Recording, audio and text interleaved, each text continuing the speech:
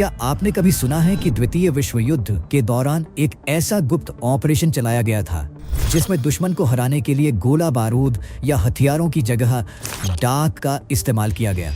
यह कहानी है ऑपरेशन कॉर्नफ्लेक्स की, जब अमेरिका और उसके सहयोगियों ने नाजी जर्मनी को उनके ही डाक तंत्र के जरिए तोड़ने की कोशिश की। ये एक ऐसा मिशन था जिसमें दुश्मन की पोस्टल सर्विस को हैक करके नाजी सरकार के खिलाफ झूठी और दुष्प्रचार वाली चिट्ठियां भेजी गईं ताकि जर्मन जनता हिटलर के खिलाफ हो जाए।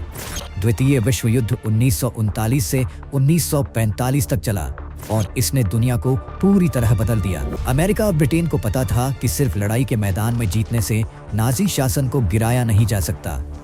इसके लिए जर्मनी के अंदर से भी लोगों को हिटलर और उसकी सरकार के खिलाफ भड़काना जरूरी था। लेकिन यह काम आसान नहीं था क्योंकि नाजी शासन बहुत सख्त सेंसरशिप रखता था और किसी भी बाहरी प्रचार को अंदर आने नहीं देता था। यहीं से ऑपरेशन कॉर्नफ्लेक्स की योजना बनी। ऑपरेशन कॉर्नफ्लेक्स का उद्देश्य नाजी जनता तक जाली सरकारी डाक पहुंचाना था, जिसमें हिटलर और नाजी पार्टी के खिलाफ झूठी लेकिन प्रभावशाली खबरें होती थीं। इस मिशन में अमेरिकी गुप्त एजेंसियों और ब्रिटिश खुफिया विभाग ने मिलकर नाजी जर्मनी की डाक सेवाओं को गुमराह करने की योजना बनाई। इस ऑपरेशन के मुख्य चरण कुछ इस प्रकार थे। नाजी जर्मनी की असली डाक पर रिसर्च। जर्मनी में डाक कैसे काम करती थी, किस तरह की सरकारी चिट्ठियां आम लोगों तक पहुंचती थी। हिटलर और नाजी पार्टी के खिलाफ झूठी खबरें लिखी गईं। असली नाजी स्टैम्प्स और पोस्टमार्क की कॉपी बनाई गई। हवाई जहाजों से डाक गिराना।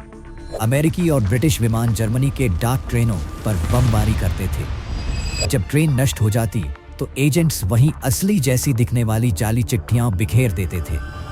जब जर्मन पोस्ट ऑफिस इन चिट्ठियों को उठाकर डिलीवर करता तो जनता तक सीधे अमेरिका और ब्रिटेन का दुष्प्रचार पहुंच जाता। ऑपरेशन का नाम कॉर्नफ्लेक्स क्यों रखा गया?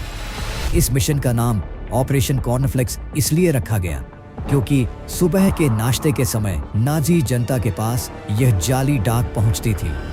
जैसे लोग नाश्ते में कॉर्नफ्लेक्स खाते हैं, वैसे ही अमेरिका चाहता था कि जर्मन लोग हिटलर विरोधी प्रचार भी खा लें और उसके झूठे दावों पर भरोसा करना छोड़ दें। ऑपरेशन कितना सफल रहा?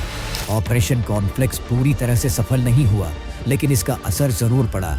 कई जर्मन नागरिकों तक यह पत्र पहुंच गए और उन्होंने इसे पढ़ा।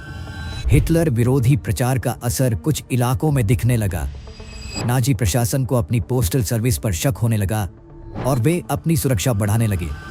बहुत सी जाली चिट्ठियां नष्ट कर दी गईं। जर्मन सरकार ने इसे दुश्मनों की चाल बताया और जनता को सतर्क कर दिया। हर किसी ने इस प्रोपेगेंडा को गंभीरता से नहीं लिया।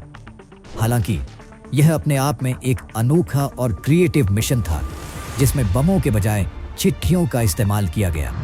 तो दोस्तों, यह थी ऑपरेशन कॉर्नफ्लेक्स की कहानी। यह दिखाता है कि युद्ध सिर्फ बंदूकों और टैंकों से ही नहीं लड़ा जाता, बल्कि मन और विचारों पर भी युद्ध होता है।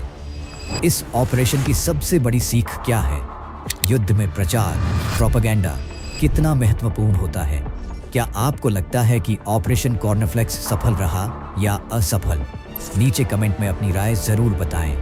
अगर आपको यह वीडियो पसंद आया हो तो लाइक करें, शेयर करें और हमारे चैनल को सब्सक्राइब करना न भूलें।